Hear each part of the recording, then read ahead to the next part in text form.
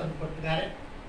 ಯಾರ್ಯಾರು ಈ good Friday ಸಲುವಾಗಿ ಶುಗರ್ ತಂದಿದ್ದಾರೆ, ಕೆಲವೊಂದು ಡೊನೇಷನ್ ಕೊಟ್ಟಿದ್ದಾರೆ, ಅವರಿಗಾಗಿ ಪ್ರಾರ್ಥನೆ ಮಾಡುವ ಪ್ರೇರಿತ ಮಾಡುವ ಮಹಾಪ್ರಸಿದ್ಧನಾಗಿರುವಂಥ ನಮ್ಮ ಕರ್ತನಾದ ಪರಲೋಕದ ತಂದೆಯೇ, ಯುವ ಸ್ವಾಮಿ ಗುಡ್ ಫ್ರೈಡೆ ಸಲುವಾಗಿ ತಂದೆ ನನ್ನ ಮಕ್ಕಳ ಸ್ವಾಮಿ ಡೊನೇಷನ್ ತಂದಿದ್ದಾರಪ್ಪ, ಶುಗರ್ ಕೂಡ ತಂದಿದ್ದಾರಪ್ಪ, ಕಾರಿಕೆಗಳನ್ನು ಕೂಡ ಕೊಟ್ಟಿದ್ದಾರಪ್ಪ ತಂದೆ.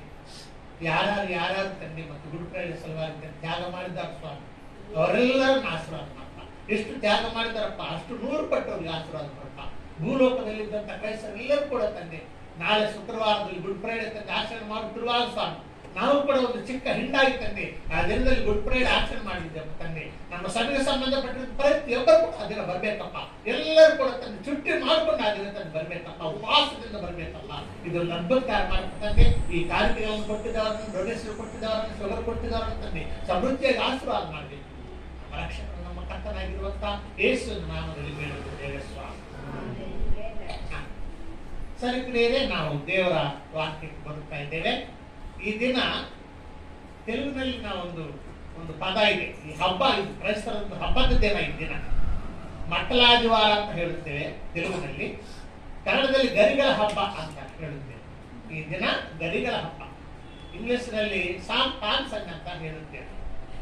ಅಂದ್ರೆ ಯೇಸು ಸ್ವಾಮಿ ದೇವೋತ್ಸವದೊಡನೆ ಯೆರೂಸಲೇಮಿನಲ್ಲಿ ಪ್ರಯಾಣ ಮಾಡಿದಂತ ದಿನ ಈ ದಿನ ಪಾಮ್ ಸಂಡೆ, ಮಕ್ಕಳಾದಿವಾರ. ಅದಕ್ಕೆ ನೋಡ್ರಿ ಮೇಲೆ ಬರ್ದಿದೆ ನೋಡ್ರಿ, 11ನೇ ಅಧ್ಯಾಯದಲ್ಲಿ ಮೇಲ್ಭಾಗದಲ್ಲಿ ಒಂದು ವಚನ ಬರ್ದಿದೆ ನೋಡ್ರಿ.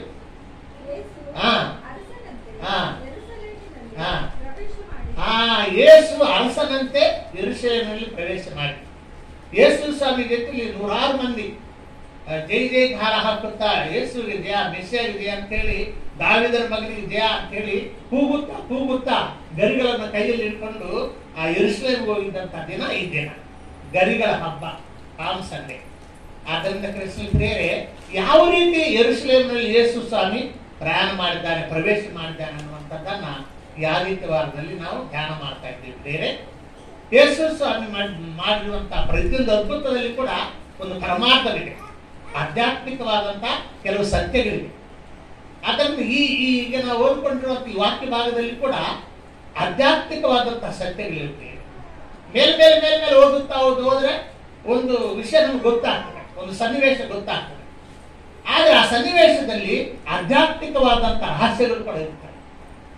ಆದ್ದರಿಂದ ಆಧ್ಯಾತ್ಮಿಕವಾದಂತಹ ರಹಸ್ಯಗಳನ್ನು ಕೂಡ ನಾವು ಧ್ಯಾನ ಮಾಡ್ತೀವಿ.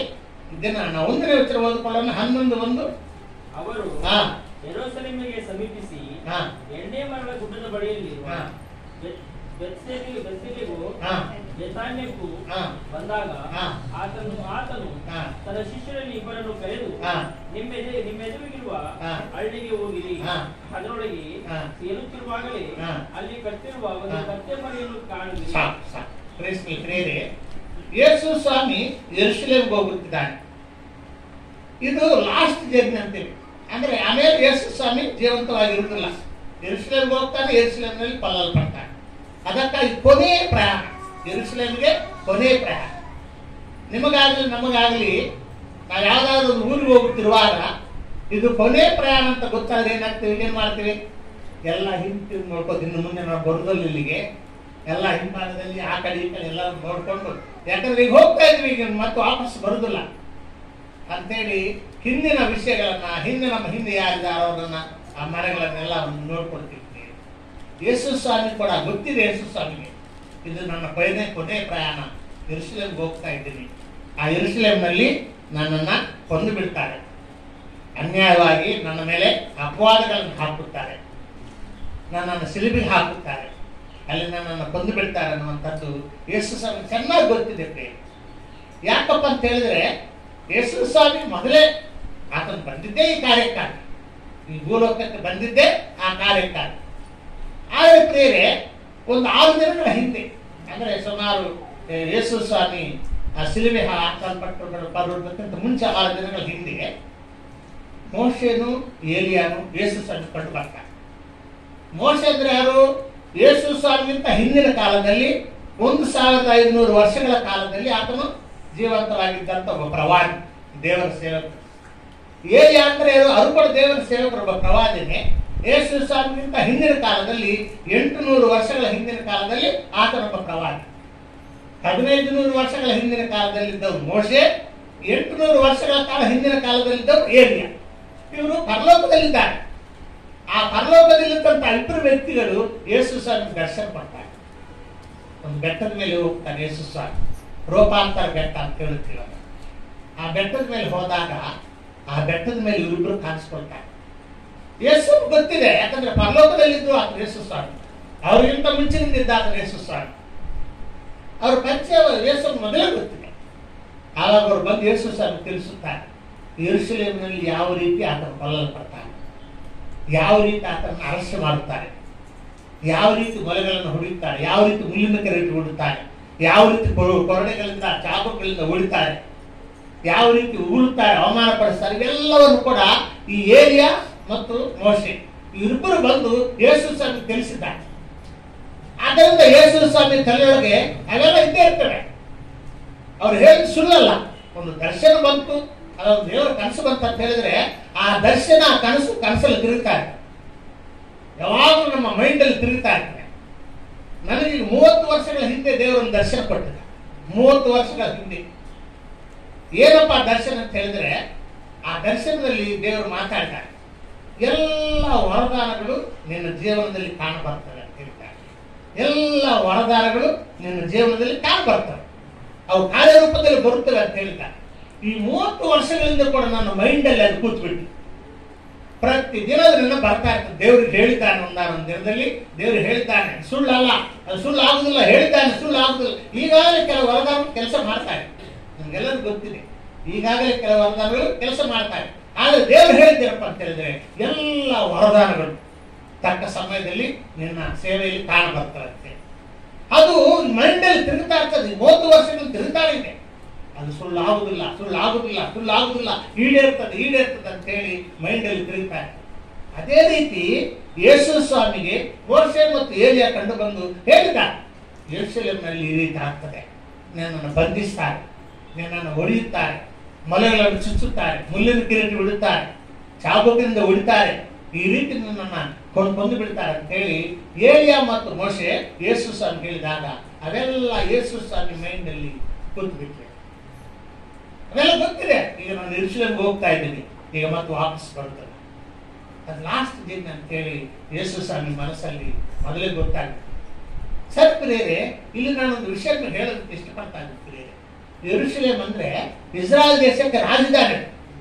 ಈಗ ನಮ್ಮ ಕರ್ನಾಟಕ ರಾಜ್ಯಕ್ಕೆ ಬೆಂಗಳೂರು ರಾಜಧಾನಿ, ಅದೇ ರೀತಿಯಾಗಿ ಇಸ್ರಾಯೇಲ್ ದೇಶಕ್ಕೆ ಯೆರೂಸಲೇಮ್ ರಾಜಧಾನಿ. ಇನ್ನು ಯೆರೂಸಲೇಮ್ಗೆ ಹೋಗ್ತಾ ಇದ್ದಾರೆ. ಯೆರೂಸಲೇಮ್ ರಾಜಧಾನಿ, ಇಸ್ರಾಯೇಲ್ ದೇಶದ ರಾಜಧಾನಿ. ಒಬ್ಬ ರಾಜ ರಾಜಧಾನಿ ಒಳಗೆ ಹೋಗುತ್ತಿರುವಾಗ ಎಲ್ಲರೂ ಒಂದು ಡಂಗೋರ ಬಾರಿಸುತ್ತಾ ಒಂದು ಮೆರವಣಿಗೆ ಮಾಡುತ್ತಾ ಕರ್ಕೊಂಡು ಹೋಗ್ತಾರೆ ರಾಜನನ್ನ. ರಾಜಧಾನಿಗೆ ರಾಜವರು ಕರ್ಕೊಂಡು ಹೋಗುವಾಗ ಮೆರವಣಿಗೆ ಮಾಡುತ್ತಾ ಹೋಗ್ತಾರೆ.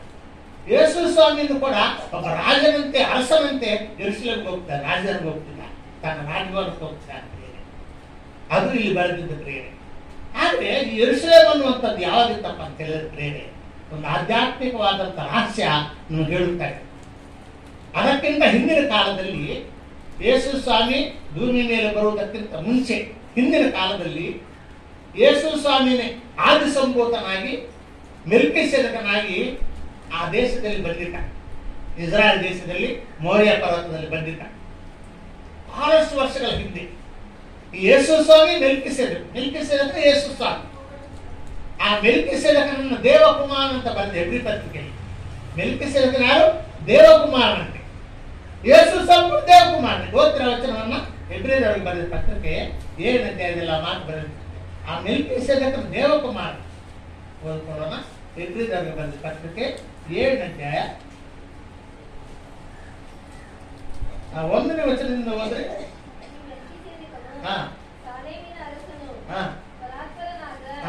ದೇವರ ಯಾಜಕನು ಆಗಿದ್ದನು. ರಾಜರನ್ನು ಪಡೆದು ಹಿಂತಿರುಗಿ ಬರುತ್ತಿದ್ದ ಅಬ್ರಹಾಮನನ್ನು ಎದುರುಗೊಂಡು ಅವನನ್ನು ಆಶೀರ್ವದಿಸಿದನು. ಅವನಿಗೆ ಅಬ್ರಹಾಮನು ತಾನು ಜಯಿಸಿಕೊಂಡು ಬಂದಿದ್ದ ಎಲ್ಲಾ ವಸ್ತುಗಳಲ್ಲಿ 10ನೇ ಒಂದು ಭಾಗವನ್ನು ಕೊಟ್ಟನು. ಅವನ ಹೆಸರಿನ ಅರ್ಥವು ನೀತಿ ರಾಜ ಎಂಬುದು. ಅಲ್ಲದೆ ಅವರ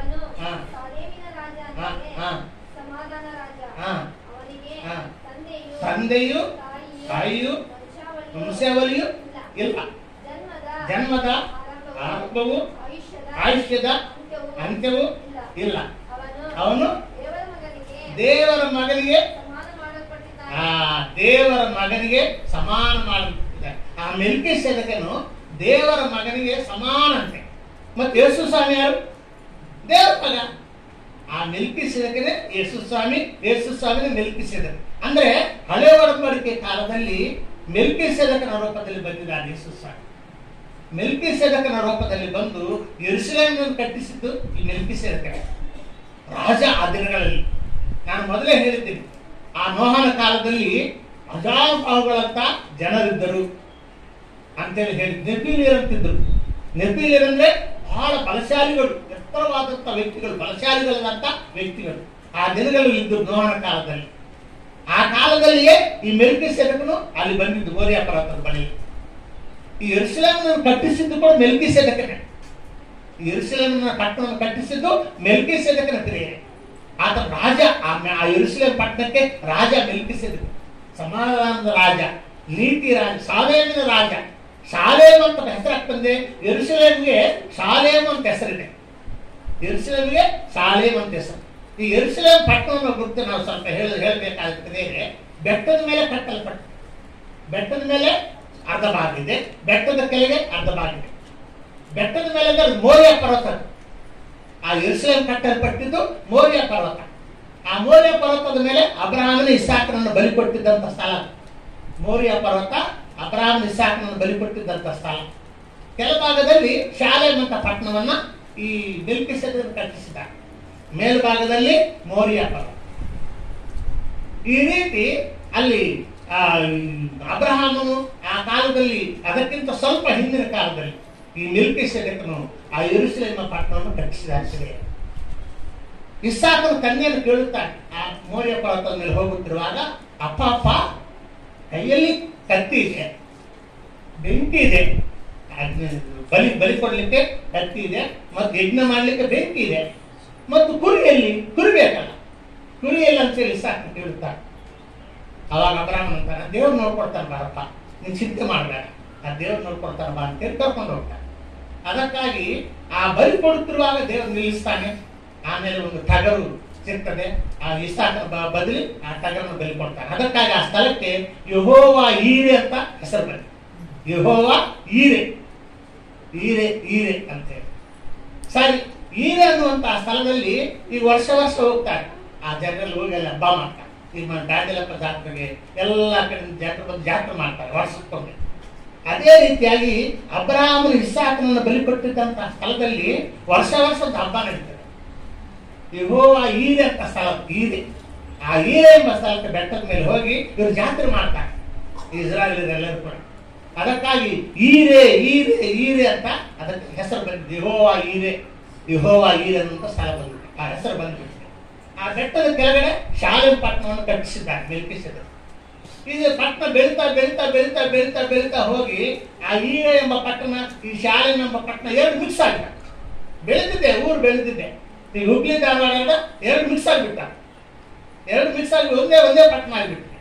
ಅದೇ ರೀತಿಯಾಗಿ ಬೆಟ್ಟದ ಮೇಲೆ ಕಟ್ಟಿದ್ದಂತ ಈರೆ ಎಂಬ ಪಟ್ಟಣ, ಬೆಟ್ಟದ ಕೆಳಗಿದ್ದಂತ ಶಾಲೇಮ್ ಎಂಬ ಪಟ್ಟಣ ಎರಡು ಒಂದಾಗಿಬಿಟ್ಟ. ಅದಕ್ಕಾಗಿ ಈರೆ ಶಾಲೆ, ಬೆಟ್ಟದ ಮೇಲೆ ಈರೆ, ಬೆಟ್ಟದ ಕೆಳಗೆ ಶಾಲೆ, ಈರೆ ಶಾಲೆ, ಈರೆ ಶಾಲೆ, ಈರೆ ಶಾಲೆ, ಯೆರೂಸಲೇಮ್ ಆಯ್ತು. ಮಾತು ವರ್ಷಗಳು ಕಳೆದಾಗ ಈರೆ ಶಾಲೆ ಯೆರೂಸಲೇಮ್ ಆಗಿಬಿಟ್ಟು. ಅದಕ್ಕಾಗಿ ಆ ಮೆಲ್ಕಿಸೆದಕನೇ ಯೆರೂಸಲೇಮನ್ನು ಕಟ್ಟಿಸಿದ್ದೇವೆ. ಈ ಯೆರೂಸಲೇಮಿಗೆ ಹೋಗ್ತಿದ್ದಾನೆ ಯೇಸು ಸ್ವಾಮಿ. ಆ ಯೇಸು ಸ್ವಾಮಿ ಒಬ್ಬ ಪ್ರತಿರೂಪಾನೆ ಆ ಮೆಲ್ಕಿಸೆದಕ. ಆದಿ ಸಂಭೂತನು ಇನ್ನೊಂದು ಪ್ರತಿರೂಪ. ಈ ರೀತಿ ಯೇಸು ಸ್ವಾಮಿ ಭೂಮಿ ಮೇಲೆ ಬರುವುದಕ್ಕಿಂತ ಮುಂಚೆ, ಮರಿಯಮ್ಮನ ಗರ್ಭದಲ್ಲಿ ಹುಟ್ಟುವುದಕ್ಕಿಂತ ಮುಂಚೆ ಎಷ್ಟೋ ಬಾರಿ ಬಂದೋಗಿದ್ದಾನೆ ಯೇಸು ಸ್ವಾಮಿ, ಗೊತ್ತಿದೆ ನಿಮಗೆ. ಆದರೆ ಯೇಸು ಸ್ವಾಮಿ ಅಂತ ಹೆಸರಿರಲಿಲ್ಲ. ಮರಿಯಮ್ಮನ ಗರ್ಭದಲ್ಲಿ ಯೇಸು ಸ್ವಾಮಿ ಬರುವುದಕ್ಕಿಂತ ಹಿಂದಿನ ಕಾಲದಲ್ಲಿ ಈ ಮೆಲ್ಕಿಸೆದಕನ ಆದಿ ಸಂಭೂತನು ಎಷ್ಟೋ ಬಾರಿ ಭೂಮಿ ಮೇಲೆ ಬಂದೋಗಿದ್ದಾನೆ, ಜನರಿಗೆ ದರ್ಶನ ಕೊಟ್ಟು ಹೋಗಿದ್ದಾನೆ. ಎಷ್ಟೋ ಬಾರಿ, ಒಂದು ಬಾರಿ ಅಲ್ಲ. ಓದ್ತಿರ ವಚನವನ್ನ, ಮೀಕಾ ಗ್ರಂಥವನ್ನು ನೋಡ್ರಿ, 5ನೇ ಅಧ್ಯಾಯ ಮೀಕ ಗ್ರಂಥದಲ್ಲಿ 5ನೇ ಅಧ್ಯಾಯದಲ್ಲಿ 2ನೇ ವಚನ ಯಾರಾದ್ರೂ ಬರೋದ್ರಿ? ಮೀಕ ಪುಸ್ತಕ 5ನೇ ಅಧ್ಯಾಯ 2ನೇ ವಚನ. ಎಫ್ರಾತದ ಗದ್ದೆಯೇ, ನೀನು ಯೆಹೂದದ ಗ್ರಾಮಗಳಲ್ಲಿ ಚಿಕ್ಕದಾಗಿದ್ದರೂ ಇಸ್ರಾಯೇಲನ್ನು ಆಳತಕ್ಕವನು ನಿನ್ನೊಳಗಿಂದ ನನಗಾಗಿ ಹೊರಡುವನು. ಆತನ ಹೊರಡುವನದ ಮೂಲವು ಪುರಾತನವು ಅನಾದಿಯೂ ಆದದ್ದು. ಈಗ ನೋಡ್ರಿ, ಇಸ್ರಾಯೇಲನ್ನು ಆಳತಕ್ಕವನು ನಿನ್ನೊಳಗಿಂದ ನನಗಾಗಿ ಹೊರಡುವನು. ಆತನ ಹೊರಡುವನದ ಮೂಲವು ಪುರಾತನವು ಅನಾದಿಯೂ ಆಗಿದೆ. ಅಂದ್ರೆ ಪುರಾತನ ಕಾಲದಿಂದ ಆತನು ಭೂಮಿ ಮೇಲೆ ಬರ್ತಾ ಹೋಗ್ತಿದ್ದಾನೆ. ಕ್ರಿಯೆ ನಿಮ್ಗೆ ಗೊತ್ತಿದೆ, ಹಾಗರಿಗೆ ಕಾಣಿಸ್ಕೊಂಡಿದ್ದು ಯೇಸು ಸ್ವಾಮಿ. ಅಂದ್ರೆ ಆ ದಿನಗಳಲ್ಲಿ ಯೇಸು ಸ್ವಾಮಿ ಹೆಸರು ಇರಲಿಲ್ಲ, ಯೆಹೋವನ ದೂತ, ಕರ್ತನ ದೂತ ಅಂತ. ಯೇಸು ಸ್ವಾಮಿನೇ ಆ ದಿನಗಳಲ್ಲಿ ಕರ್ತನ ದೂತನಾಗಿ ಅನೇಕರಿಗೆ ಕಾಣಿಸ್ಕೊಂಡಿದ್ದಾನೆ. ಕ್ರಿಯೆ ಹಾಗರಿಗೆ ದರ್ಶನ ಕೊಟ್ಟಿದ್ದು ಈ ದೇವಕುಮಾರನೇ ಕರ್ತನ ದೂತನಾಗಿ ಅಲ್ಲಿ ದರ್ಶನ ಕೊಟ್ಟಿದ್ದಾನೆ. ಎಷ್ಟೋ ಮಂದಿಗೆ ದರ್ಶನ ಕೊಟ್ಟಿದ್ದಾನೆ ಯೇಸು ಸ್ವಾಮಿ. ಮರಿಯಮ್ಮನ ಗರ್ಭದಲ್ಲಿ ಹುಟ್ಟುವುದಕ್ಕಿಂತ ಮುಂಚೆ ಆ ಹಿಂದಿನ ಕಾಲದಲ್ಲಿ ಎಷ್ಟೋ ಬಾರಿ ಭೂಮಿ ಮೇಲೆ ಬಂದು ಹೋಗಿದ್ದಾನೆ. ಆದರೆ ಜನ್ಮ ಪಡ್ಕೊಂಡಿಲ್ಲ. ಇದು ಸತ್ಯ, ಜನ್ಮ ಪಡ್ಕೊಂಡಿಲ್ಲ. ಪ್ರತ್ಯಕ್ಷ ಆಗ್ತಾನೆ, ಅದೃಶ್ಯ ಆಗ್ತಾನೆ. ಇಲ್ಲಿ ಮೆಲ್ಕಿಸೆದೇವ್ ಕೂಡ ಹುಟ್ಟಿಲ್ಲರಿ, ತಂದೆ ಇಲ್ಲ ತಾಯಿ ಇಲ್ಲ ಅಂತ ಬರೆದಿದೆ. ಮೆಲ್ಕಿಸೆದೇವ್ ಜನ್ಮ ಪಡ್ಕೊಂಡು ಬಂದಿಲ್ಲ, ಡೈರೆಕ್ಟ್ ಆಗಿ ಬಂದು ಬಿಟ್ಟಿದ್ದಾನೆ. ಸ್ವಲ್ಪ ಕಾಲ ಯೆರೂಸಲೇಮನ್ನು ಕಟ್ಟಿ ಅಲ್ಲಿ ರಾಜನಾಗಿ ಆಳಿದ್ದಾನೆ. ಯಾಕಪ್ಪ ಅಂತ ಹೇಳಿದ್ರೆ ಆ ರಾಕ್ಷಸ ಜನಾಂಗವೆಲ್ಲ ಇಷ್ಟ ಬಂದ ಹಾಗೆ ಜನರನ್ನ ಸಾಯಿಸ್ತಾ ಇದ್ರು, ಅನ್ಯಾಯಗಳಲ್ಲಿ ಅಕ್ರಮಗಳು ನಡೀತಾ ಇತ್ತು. ಆಗಿನ ಕಾಲದಲ್ಲಿ ಈ ಮೆಲ್ಕಿಸೆದೇಕ್ ರಾಜನಾಗಿ ಆ ಯೆರೂಸಲೇಮ್ ಪಟ್ಟಣವನ್ನು ಆಳಿದ್ದಾನೆ. ಈ ರಾಕ್ಷಸ ಜನಾಂಗವನ್ನೆಲ್ಲ ಕಂಟ್ರೋಲ್ ಮಾಡಿದ್ದಾನೆ. ಯಾರು ಕೂಡ ಮೆಲ್ಕಿಸೆದೇಕ್ ಮುಂದೆ ಬರ್ಲಿಕ್ಕೆ ಆಗುತ್ತಿರಲಿಲ್ಲ, ಆ ರೀತಿ ಕಂಟ್ರೋಲ್ ಮಾಡಿದ್ದಾನೆ ಮೆಲ್ಕಿಸೆದೇಕ್. ಆದ್ದರಿಂದ ಮೆಲ್ಕಿಸೆದೇಕನಿಗೆ ತಂದೆಯೂ ಇಲ್ಲ ತಾಯಿ ಇಲ್ಲ ಅಂದ್ರೆ ಹುಟ್ಟಲಿಲ್ಲ, ಆತನು ಜನ್ಮ ಪಡ್ಕೊಂಡಿಲ್ಲ, ಡೈರೆಕ್ಟ್ ಆಗಿ ಸ್ವರ್ಗಲೋಕದಿಂದ ಬಂದಿದ್ದಾನೆ ಮತ್ತು ಸ್ವರ್ಗಲೋಕಕ್ಕೆ ಹೋಗಿದ್ದಾನೆ. ಆ ರೀತಿ ಪ್ರೇರೆ ಯೇಸು ಸ್ವಾಮಿ ಮರಿಯಮ್ಮನ ಗರ್ಭದಲ್ಲಿ ಹುಟ್ಟುವುದಕ್ಕಿಂತ ಹಿಂದಿನ ಕಾಲದಲ್ಲಿ ಎಷ್ಟೋ ಬಾರಿ ಬಂದೋಗಿದ್ದಾರೆ. ಆತನ ಯೆರೂಸಲೇಮನ್ನು ಕಟ್ಟಿದ್ರು. ಅದಕ್ಕೆ ಯೇಸು ಸ್ವಾಮಿ ಯೆರೂಸಲೇಮಿಗೆ ಹೋಗುತ್ತಿರುವಾಗ ಆವಾಗ ಯೇಸು ಸ್ವಾಮಿ ಕಣ್ಣೀರು ಬಿಡ್ತಾನೆ. ಈಗಲಾದರೂ ನೀನು ಮಾಂಸಾಂತರ ಪಟ್ಟ ಒಳ್ಳೇದಂತೇಳಿ ಯೇಸು ಸ್ವಾಮಿ ಕಣ್ಣೀರು ಬಿಡ್ತಾನೆ. ಬೇರೆ ಶುರುವಾಗ್ತೇವೆ, ಯೆರೂಸಲೇಮೇ ನಿನ್ನ ಕಣ್ಣುಗಳು ಮಬ್ಬಾಗಿವೆ, ಈಗಲಾದರೂ ನೀನು ನಿನ್ನ ರಾಜರು ನಿನ್ನ ಕಡೆಗೆ ಬರ್ತಾ ಇದ್ದಾನೆ, ಈಗಲಾದರೂ ನಿನ್ನ ಕಣ್ಣು ತೆರೆದ್ರೆ ಎಷ್ಟೋ ಒಳ್ಳೇದಂತೇಳಿ ಯೇಸು ಸ್ವಾಮಿ ಕಣ್ಣೀರು ಬಿಡ್ತಾನೆ. ಯಾಕಪ್ಪ ಅಂತ ಹೇಳಿದ್ರೆ ಯೇಸು ಸ್ವಾಮಿ ಕಟ್ಟಿಸಿದ್ದೆ ಯೆರೂಸಲೇಮ್ ಕಟ್ಟಿಸಿದ್ದು ಯೇಸು ಸ್ವಾಮಿನೇ. ಆದ್ರೆ ಅವಾಗ ಯೇಸು ಸ್ವಾಮಿ ಅಂತ ಇರಲಿಲ್ಲ, ಅವಾಗ ಮೆಲ್ಕಿಸೆದೇಕನಾಗಿ ಯೆರೂಸಲೇಮ್ ಕಟ್ಟಿಸಿದ್ದೆ. ಸರಿ, ಇವಾಗ ಏನಿಸ್ತಪ್ಪ ಅಂತ ಹೇಳಿದ್ರೆ ಯೇಸು ಸ್ವಾಮಿ ತನ್ನ ಶಿಷ್ಯರೊಂದಿಗೆ ಯೆರೂಸಲೇಮ್ ಪಟ್ಟಣಕ್ಕೆ ಹೋಗ್ತಾ ಇದ್ದಾನೆ. ಈ ಬೇತ್ಫಗೆ ಅನ್ನುವಂತ ಒಂದು ಊರುಗಳು ಹತ್ತಿರ ಬಂದಾಗ ತನ್ನ ಶಿಷ್ಯರಿಗೆ ಹೇಳ್ತಾರೆ, ಈ ಹತ್ತಿರದಲ್ಲಿದ್ದಂತ ಊರಿಗೆ ಹೋಗ್ರಿ. ಆ ಊರಲ್ಲಿ ಒಂದು ಹಳ್ಳಿಯಲ್ಲಿ ಒಂದು ಕಟ್ಟೆ ಕಟ್ಟಲ್ಪಟ್ಟಿದೆ, ಒಂದು ಮನೆ ಬಾಗಿಲ ಮುಂದೆ ಕಟ್ಟೆ ಕಟ್ಟಲ್ಪಟ್ಟಿದೆ, ಅದನ್ನು ಬಿಚ್ಕೊಂಡ್ಬರ್ರಿ ಅಂತ ಹೇಳಿ ಶಿಷ್ಯರಿಗೆ ಹೇಳುತ್ತಾರೆ. ನೋಡ್ರಿ ಪ್ರಿಯರೇ, ಸುಮಾರು ದೂರದಲ್ಲಿದ್ದಾರೆ ಅವರು, ಇನ್ನು ಹಳ್ಳಿ ಹತ್ರ ಬಂದಿಲ್ಲ, ಆ ಹಳ್ಳಿಗಿನ್ನೂ ದೂರದಲ್ಲಿದ್ದಾರೆ. ಯೇಸು ಹೇಳ್ತಿದ್ದಾನೆ, ಊರೊಳಗೆ ಹೋಗ್ರಿ ಅಂದ್ರೆ ಸುಮಾರು ನನ್ನ ತಿಳಿದ ಮಟ್ಟಿಗೆ ಒಂದು 1 ಕಿಲೋಮೀಟರ್ 2 ಕಿಲೋಮೀಟರ್ ದೂರದಲ್ಲಿರ್ಬೋದು. ಇಂಥ ಒಂದು ಮನೆ ಮುಂದೆ ಕಟ್ಟೆ ಕಟ್ಟಲ್ಪಟ್ಟಿರ್ತದೆ, ಅದನ್ನು ಬಿಚ್ಕೊಂಡ್ಬರ್ರಿ ಅಂತ ಹೇಳಿ ಹೇಳ್ತಿದ್ದಾರೆ. ಯಾರಾದ್ರೂ ಏನಾದ್ರು ಅಂದ್ರೆ ಇದು ಸ್ವಾಮಿಗೆ ಬೇಕಾಗಿದೆ ಅಂತ ಹೇಳ್ತಾರೆ.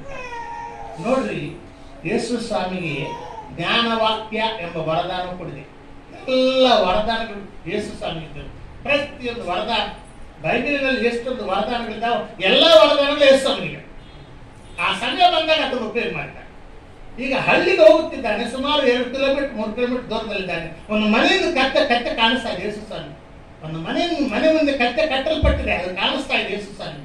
ಇದು ದರ್ಶನ ಅಂದ್ರೆ ಯೇಸು ಸ್ವಾಮಿ ಹೇಳ್ತಾನೆ, ನನ್ನ ತಂದೆ ನನಗೆ ಎಲ್ಲವನ್ನು ತೋರಿಸ್ಕೊಡ್ತಾನೆ ಅಂತ ಹೇಳ್ತಾನೆ.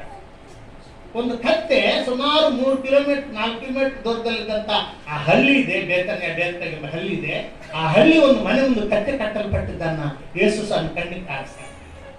ಊರೊಳಗೊಂದು ನೋಡಿಲ್ಲ ಯೇಸು ಸ್ವಾಮಿ, ದೂರದಿಂದಲೇ ಹೇಳುತ್ತಿದ್ದಾನೆ. ಓದಿರ ವಚನವನ್ನ ಯೋಹಾನನ ಬರೆದ ಸುವಾರ್ತೆಯಲ್ಲಿ 5ನೇ ಅಧ್ಯಾಯದಲ್ಲಿ ಮಾತು ಬರೆದಿದ್ದೇನೆ. ತಂದೆಯಾದ ದೇವರು ಪ್ರತಿಯೊಂದು ಕೂಡ ಯೇಸು ಸ್ವಾಮಿ ತೋರಿಸ್ಕೊಡ್ತಾನೆ, ಏನ್ ಮಾಡಬೇಕು, ಏನ್ ಮಾಡಬಾರ್ದು, ಇಲ್ಲಿಗೆ ಹೋಗಬೇಕು, ಇಲ್ಲಿಗೆ ಹೋಗಬಾರ್ದು.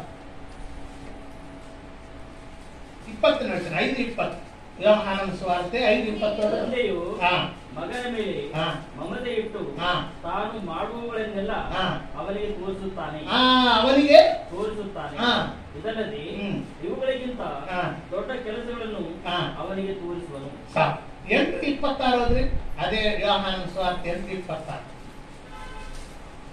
ಯೋಹಾನ ಸುವಾರ್ತೆ 8:26.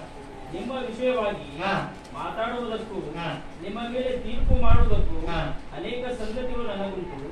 ಆದರೆ ನನ್ನನ್ನು ಕಳುಹಿಸಿಕೊಟ್ಟಾತನು ಸತ್ಯವಂತನು. ಆತನಿಂದ ನಾನು ಕೇಳಿದವುಗಳನ್ನೇ ಲೋಕಕ್ಕೆ ಹೇಳುತ್ತೇನೆ. ಆತನಿಂದ ನಾನು ಏನನ್ನು ಕೇಳಿಸ್ಕೊಳ್ತೇನೋ ಅದನ್ನೇ ಲೋಕಕ್ಕೆ ಹೇಳುತ್ತೇನೆ. ಆ ತಂದೆಯಾದ ದೇವರು ನನಗೆ ಏನನ್ನು ತೋರಿಸ್ಕೊಡ್ತಾನೋ ಅದನ್ನೇ ನಾನು ನಿಮಗೆ ಬೋಧನೆ ಮಾಡ್ತೇನೆ. ಕ್ರಿಯರೇ, ಆ ತಂದೆಯಾದ ದೇವರು ಯೇಸು ಸ್ವಾಮಿಗೆ ಪ್ರತಿಯೊಂದು ತೋರಿಸ್ಕೊಡ್ತಾ ಇದ್ದ.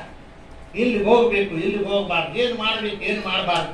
ಒಬ್ಬ ಕುರುಡನನ್ನು ಗುಣಪಡಿಸಬೇಕಾದ್ರೆ ಹೇಗೆ ಗುಣಪಡಿಸಬೇಕು, ಒಬ್ಬ ಕುಂಟನನ್ನು ಗುಣಪಡಿಸಬೇಕಾದ್ರೆ ಹೇಗೆ ಗುಣಪಡಿಸಬೇಕು, ಸತ್ಯದವನ್ನು ಎಬ್ಬಿಸಬೇಕಾದ್ರೆ ಹೇಗೆ ಎಬ್ಬಿಸಬೇಕು, ಇವೆಲ್ಲ ತಂದೆಯಾದ ದೇವರು ಯೇಸು ಸ್ವಾಮಿ ತೋರಿಸ್ಕೊಡ್ತಾ ಇದ್ದ. ಅದೇ ಜ್ಞಾನವಾಕ್ಯ ಎಂಬ ವರದಾನ. ಈ ಜ್ಞಾನವಾಕ್ಯ ಎಂಬ ವರದಾನವಿದ್ದರೆ ಪ್ರಾರಂಭದಲ್ಲಿ ಕನಸುಗಳು ಬರ್ತಾರೆ. ನಾವಿನ್ನೂ ದೇವರ ಮಾರ್ಗದಲ್ಲಿ ಇನ್ನೂ ಹೆಚ್ಚಾಗಿ ನಡೀತಾ ಹೋದಾಗ ಆ ಕನಸುಗಳು ದರ್ಶನಗಳಲ್ಲಿ ಟ್ರಾನ್ಸ್ಫರ್ ಆಗ್ತವೆ, ದರ್ಶನಗಳಾಗ್ತವೆ. ನಾವು ನಿಂತುಕೊಂಡಾಗಲೂ ಕೂತ್ಕೊಂಡಾಗಲೂ ದರ್ಶನಗಳಾಗ್ತಾ ಇರ್ತವೆ. ಇದು ಯೇಸು ಸ್ವಾಮಿ ಇಲ್ಲಿ ದರ್ಶನವಾಗಿದೆ. ಆ ಬೇತನ್ಯ ಊರಲ್ಲಿ, ಆ ಬೇತಯ್ಯ ಊರಲ್ಲಿ ಆ ಮನೆ ಮುಂಭಾಗದಲ್ಲಿ ಕತ್ತೆ ಕಟ್ಟಲ್ಪಟ್ಟಿದೆ ಅನ್ನೋದು ಯೇಸು ಸ್ವಾಮಿ ಮನೋಜ್ಞಾನದಲ್ಲಿ ಕಾಣಿಸ್ತಾ ಇದೆ. ಅದಕ್ಕೆ ಶಿಷ್ಯರನ್ನು ಕಳಿಸ್ತಾರೆ, ನೀವು ಹೋಗಿ ಬಿಚ್ಕೊಂಡ್ಬರ್ತಾರೆ. ಇದು ಕೂಡ ಯೇಸು ಗೊತ್ತಾಯ್ತು. ಇವರು ಬಿಚ್ಚುತ್ತಿರುವಾಗ ಯಾರು ಕೇಳ್ತಾರೆ ಅನ್ನೋದು ಕೂಡ ಗೊತ್ತಾಯ್ತು. ನೀವು ಬಿಚ್ಚುತ್ತಿರುವಾಗ ಯಾರಾದ್ರೂ ಏನಾದ್ರು ಕೇಳಿದ್ರೆ ಈ ರೀತಿ ಹೇಳಿದ್ರೆ ಯೇಸು ಸ್ವಾಮಿ ಬೇಕಾಗಿದೆ ಅಂತ ಹೇಳಿ ಬಿಟ್ಟುಕೊಡ್ತಾರೆ. ಕ್ರಿಯರೇ, ಎಲ್ಲ ಯೇಸು ಸ್ವಾಮಿಗೆ ಅದೆಲ್ಲ ಕಾಣಿಸ್ತಾ ಇದೆ. ಯಾವ ರೀತಿ ಕತ್ತೆಯನ್ನು ಕಟ್ಟಾಕ್ತಿದ್ದಾರೆ, ಯಾವ ರೀತಿ ಆ ಕತ್ತೆಯನ್ನ ಬಿಚ್ಚಲ್ಪಡಬೇಕಾಗಿದೆ, ಯಾವ ರೀತಿ ಮಾತಾಡ್ತಾರೆ, ಅಡ್ಡಿ ಮಾಡ್ತಾರೆ ಅನ್ನೋದು ಕೂಡ ಯೇಸು ಗೊತ್ತಾಗ್ತಾರೆ. ಸರಿ ಪ್ರಿಯರೇ, ಇದರಲ್ಲಿ ನಾವು ಕಲಿತುಕೊಳ್ಳಬೇಕಾದಂತ ಒಂದು ಆಧ್ಯಾತ್ಮಿಕವಾದಂತ ರಹಸ್ಯ ಇರುತ್ತೆ. ಇದರಲ್ಲಿ ಒಂದು ರಹಸ್ಯ ಇದೆ, ಆಧ್ಯಾತ್ಮಿಕವಾದಂತ ಒಂದು ರಹಸ್ಯ ಇದೆ. ಏನಪ್ಪಾ ಅಂತ ಹೇಳಿದ್ರೆ, ಭೂಲೋಕದಲ್ಲಿದ್ದಂತ ಮನುಷ್ಯರೆಲ್ಲರೂ ಯಾರ್ಯಾರು ಯೇಸು ಸ್ವಾಮಿ ನಂಬಲಿಲ್ಲವೋ, ಯಾರ್ಯಾರು ಪಾಪ ಪರಿಹಾರವನ್ನು ಹೊಂದಿಕೊಳ್ಳಿಲ್ಲವೋ ಅಂಥವರೆಲ್ಲರೂ ಕೂಡ ಈ ಕತ್ತೆ ತರ ಕಟ್ಟಲ್ಪಟ್ಟಿದ್ದಾರೆ. ಒಂದು ಕಂಬಕ್ಕೆ ಕಟ್ಟಲ್ಪಟ್ಟಿದ್ದಾರೆ. ಸೈತಾನನ್ನು ಬಂಧಿಸಿದ್ದಾರೆ. ಭೂಲೋಕದಲ್ಲಿದ್ದಂಥ ಮನುಷ್ಯರೆಲ್ಲರನ್ನೂ ಕೂಡ ಪಾಪದಿಂದ ಬಂಧಿಸಿದ್ದಾರೆ. ಪಾಪವೆಂಬ ಬಂಧನದಿಂದ ಬಂಧಿಸಿಬಿಟ್ಟಿದ್ದಾರೆ. ಈ ಕತ್ತೆಗೆ ಅಲ್ಲಿ ಕಟ್ಟಾಕ್ತಿದ್ದಾರೆ. ಮನೆ ಮುಂಚೆ ಕಟ್ಟಾಕ್ತಂತ ಕತ್ತೆ ಬಿಡಿಸ್ಕೊಂಡು ಹೋಗ್ಲಿಕ್ಕೆ ಆಗ್ತದೆ? ಕತ್ತೆಗೆ ಆಗುದಿಲ್ಲ. ಅದೆಷ್ಟೇ ಪ್ರಯತ್ನ ಮಾಡಿದ್ರು ಕೂಡ ಬಿಡಿಸ್ಕೊಂಡು ಹೋಗ್ಲಿಕ್ಕೆ ಆಗ ಯಾರಾದ್ರೂ ಬರೋದು ಬಿಡಿಸ್ಬೇಕಾಗ. ಅದೇ ರೀತಿ ಭೂಲೋಕದಲ್ಲಿದ್ದಂಥ ಮನುಷ್ಯರೆಲ್ಲರನ್ನ ಸೈತಾನ ಕಟ್ಟಾಕ್ತಿದ್ದಾರೆ, ಪಾಪದಿಂದ ಕಟ್ಟಾಕ್ತಿದ್ದಾರೆ. ಅದನ್ನು ಬಿಡಿಸಬೇಕಾದ್ರೆ ಯಾರಾದ್ರೂ ಒಬ್ಬರು ದೇವರ ಒಂದು ಸೇವಕರು ಬರಬೇಕು. ದೇವರ ಅಭಿಷೇಕಿಸಿದಂತ ವ್ಯಕ್ತಿ ಬರಬೇಕು. ದೇವರ ವರದಾನಗಳು ಅಂತ ಒಬ್ಬ ಸೇವಕರು ಬರಬೇಕು. ಅವ್ರು ಬಂದ್ರೆ ಮಾತ್ರ ಅವ್ರಿಗೆ ಬಿಡುಗಡೆ, ಇಲ್ಲದೆ ಬಿಡುಗಡೆ ಆಗುದಿಲ್ಲ. ಇಲ್ಲಿ ಕತ್ತೆ ಕಟ್ಟಲ್ಪಟ್ಟಿದೆ. ಯಾವುದೇ ಒಂದು ಪ್ರಾಣಿಗೆ, ಕಟ್ಟಲ್ಪಟ್ಟಿದ್ದಂತ ಪ್ರಾಣಿಗೆ ಸ್ವಲ್ಪ ನನ್ನನ್ನು ಯಾರಾದ್ರೂ ಬಿಡಿಸಿದ್ರೆ ಚೆನ್ನಾಗಿರ್ತದೆ ಅನಿಸ್ತದ. ಆ ಪ್ರಾಣಿಗೆ ಸ್ವಲ್ಪ ಹೋಗಿ ತಿರುಗಾಡ್ಕೊಂಡು ಬರೋಣ, ಸ್ವಲ್ಪ ಆ ಕಡೆ ಈ ಕಡೆ ಹುಲ್ಲು ತಿನ್ನೋಣ, ಅಥವಾ ನೀರು ಕೊಡೋಣ ಅಂತ ಮನಸ್ಸು ಆ ಪ್ರಾಣಿಗೆ ಇರ್ತದೆ. ಯಾಕಂದ್ರೆ ಕಟ್ಟಾಕಲ್ಪಟ್ಟಿದೆ. ಅದಕ್ಕಾಗಿ ಯಾರಾದ್ರೂ ಬಂದು ಬಿಡಿಸಲು ಒಳ್ಳೇದಂತ ಆ ಪ್ರಾಣಿಗೆ ಅನಿಸ್ತದೆ. ಅದೇ ರೀತಿಯಾಗಿ ಭೂಲೋಕದಲ್ಲಿದ್ದಂಥ ಪ್ರತಿಯೊಬ್ಬ ಮನುಷ್ಯರು, ಯೇಸು ಸ್ವಾಮಿ ನಂಬದೇ ಇರುವಂಥ ಪ್ರತಿಯೊಬ್ಬ ಮನುಷ್ಯರು, ದೀಕ್ಷಾಸ್ನಾನ ಹೊಂದದೇ ಇರುವಂಥ ಪ್ರತಿಯೊಬ್ಬ ಮನುಷ್ಯರು, ಪಾಪ ಪರಿಹಾರ ಮಾಡಿಕೊಳ್ಳದೇ ಇರುವಂಥ ಪ್ರತಿಯೊಬ್ಬ ಮನುಷ್ಯರು ಕಟ್ಟಲ್ಪಟ್ಟಿದ್ದಾನೆ. ಪಾಪದಿಂದ, ಬಂಧನಗಳಿಂದ, ಸೈತಾನದಿಂದ ಕಟ್ಟಲ್ಪಟ್ಟಿದ್ದಾನೆ. ಅವನು ಬಿಡುಗಡೆ ಆಗಬೇಕು. ಅದಕ್ಕೆ ಯೇಸು ಸ್ವಾಮಿ ಭೂಲೋಕಕ್ಕೆ ಬಂದ. ಯೇಸು ಸ್ವಾಮಿ ಭೂಲೋಕಕ್ಕೆ ಬಂದಿದ್ದಂಥ ಕಾರಣನೇ ಇದು. ಪಾಪಿಗಳನ್ನ ರಕ್ಷಿಸುವುದಕ್ಕೆ ಬಂದಿದ್ದಾನೆ.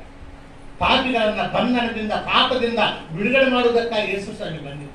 ಅದಕ್ಕೆ ಇವರಿಗೆ ಅಧಿಕಾರ ಕೊಡ್ತಿದ್ದಾನೆ. ಇಬ್ಬರು ಶಿಷ್ಯರಿಗೆ, ನೀವು ಹೋಗಿ ಅದನ್ನು ಬಿಚ್ಕೊಂಡ್ಬರ್ರಿ. ಇಂಥ ಮನೆಯಿಂದ ಕಟ್ಟಲ್ಪಟ್ಟಿದೆ, ನೀವು ಹೋಗಿ ಬಿಚ್ಕೊಂಡ್ಬರ್ರಿ. ಒಂದು ಅಧಿಕಾರ ಕೊಡ್ತಿದ್ದಾನೆ ಪ್ರಿಯರೇ. ಯೇಸು ಸ್ವಾಮಿ ಆ ಮಾತನ್ನು ಹೇಳದಿದ್ರೆ ಬಿಚ್ಚಲಿಕ್ಕೆ ಅವ್ರಿಗೆ ಅಧಿಕಾರ ಇರುತ್ತಲ್ಲ ಪ್ರಿಯರೇ. ಅದು ಯಾರ್ದೋ ಮನೆ, ಬೇರೆಯವ್ರ ಮನೆ, ಬೇರೆ ಆ ಕತ್ತೆ ಕೂಡ ಅವ್ರ ಮನೆಯವ್ರದ್ದು, ಇವ್ರದ್ದಲ್ಲ, ಶಿಷ್ಯರದಲ್ಲ ಕತ್ತೆ. ಆ ಮನೆಯವ್ರದ್ದು ಯಾರು ಕಟ್ಟೆ ಹಾಕಿದಾರೋ ಆ ಮನೆಯವ್ರದ್ದು ಕತ್ತೆ. ನಾವಾಗಿ ಬಿಚ್ಚಲಿಕ್ಕೆ ಸುಮ್ಮನೆ ಇರ್ತಾರೆ. ಇರಿದ್ರೆ ನಮ್ಮ ಕತ್ತೆ ನೀವ್ಯಾಕೆ ಬಿಡಿಸ್ತಾ ಇರ್ತಾರೆ ಕೇಳೋರು ಇದ್ದೇ ಇರ್ತಾರೆ. ಆದರೆ ಇದು ಯೇಸು ಸ್ವಾಮಿ ಬೇಕಾಗಿದೆ ಅಂತ ಹೇಳ್ತೀವಿ ಅವ್ರ ಬಾಯಿದಾಗ. ಯೇಸು ಸ್ವಾಮಿ ಜಗತ್ತಿಗೆಲ್ಲ ಒಡೆಯರು. ಈ ಜಗತ್ತೆಲ್ಲ ಆತಂದೆ. ಜಗತ್ತಲ್ಲಿದ್ದ ಪ್ರಾಣಿಗಳಾಗ್ಲಿ, ಪಕ್ಷಿಗಳಾಗ್ಲಿ, ಮನುಷ್ಯರಾಗಲಿ, ಆಸ್ತಿ ಪಾಸ್ತಿ, ಬೆಳ್ಳಿ ಬಂಗಾರ ಎಲ್ಲ ಆತಂದೆ. ಆದ್ರೆ ನಾವು ಅಧಿಕಾರ, ಯೇಸುವಿಗೆ ಅಧಿಕಾರವಿದೆ. ಪ್ರತಿಯೊಬ್ಬ ವ್ಯಕ್ತಿಯನ್ನು ಬಿಡಿಸ್ಲಿಕ್ಕೆ ಅಧಿಕಾರವಿದೆ. ಅಧಿಕಾರ ಕೊಟ್ಟಿದ್ದಾನೆ ಶಿಷ್ಯರಿಗೆ, ನೀವು ಹೋಗಿ ಬಿಚ್ಕೊಂಡ ಕತ್ತೆ ಇದೆ ಬಿಚ್ಕೊಂಡ. ಈ ರೀತಿ ಪ್ರೇರೆ ಪ್ರಪಂಚದಲ್ಲಿ ಎಷ್ಟೋ ಮಂದಿಗೆ ಯೇಸು ಸ್ವಾಮಿ ಬಿಡುಗಡೆ ಮಾಡ್ತಿದ್ದಾರೆ, ಪಾಪದಿಂದ ಬೆಳೆಸ್ತಾ ಇದ್ದಾರೆ. ಈಗ ನಮ್ಮ ಚರ್ಚಿಗೆ ಸುಮಾರು ಎಷ್ಟೋ ಮಂದಿ ಅನ್ಯ ಜನಾಂಗದವರು ಬರೋದು ಹೆಚ್ಚಾಗಿ, ಅರ್ಧಕ್ಕಿಂತ ಹೆಚ್ಚು ಅನ್ಯ ಜನಾಂಗದವರು ನಮ್ಮ ಚರ್ಚೆಯಲ್ಲಿ ಇರುವುದು. ಅವರೆಲ್ಲರನ್ನು ಯೇಸು ಬಿಡಿಸಿದ್ದಾರೆ, ಪಾಪದ ಬಂಧನಗಳಿಂದ ಬಿಡಿಸಿದ್ದರಿಂದ ಇಲ್ಲಿ ಬಂದು ಸರಿ ಪ್ರೇರೆ ಅಲ್ಲಿ ಶಿಷ್ಯರು ಹೇಳಿದ ಪ್ರಕಾರ, ಯೇಸು ಸ್ವಾಮಿ ಹೇಳಿದ ಪ್ರಕಾರ ಅಲ್ಲಿಗೆ ಹೋಗ್ತಾರೆ. ಅಲ್ಲಿ ಬಿಚ್ಚುತ್ತಿರುವಾಗ ಕೆಲವೊಂದು ಕೇಳ್ತಾರೆ, ಯಾಕೆ ಬಿಡಿಸ್ತಾ ಇದ್ರು ಅಂತ ಕೇಳ್ತಾರೆ. ಹೋದ್ರೆ ಆ ವಚನವನ್ನ ಅದೇ ಮಾರ್ಕ್ ಬರೆದಿರುವ ಸುವಾರ್ತೆ 11ನೇ ಅಧ್ಯಾಯದಲ್ಲಿ 3ನೇ ವಚನ. ಯಾವನಾದರೂ ನಿಮ್ಮನ್ನು ಏನು ಹೀಗೆ ಮಾಡುವುದು ಎಂದು ಕೇಳಿದರೆ ಇದು ಸ್ವಾಮಿಯವರಿಗೆ ಬೇಕಾಗಿದೆ, ಅವರು ತಡ ಮಾಡದೆ ತಿರುಗಿ ಇಲ್ಲಿಗೆ ಕಳುಹಿಸಿಕೊಡುವುದು ಅನ್ನಿರಿ ಎಂದು ಹೇಳಿ ಕಳುಹಿಸಿದನು. ಆ ಶಿಷ್ಯರು ಹೋಗಿ ಬೀದಿಯಲ್ಲಿ ಹೊರಗೆ ಬಾಗಿಲಿನ ಹತ್ತಿರ ಒಂದು ಕತ್ತೆ ಮರಿ ಕಟ್ಟಿರುವುದನ್ನು ಕಂಡು ಅದನ್ನು ಬಿಚ್ಚಿದರು.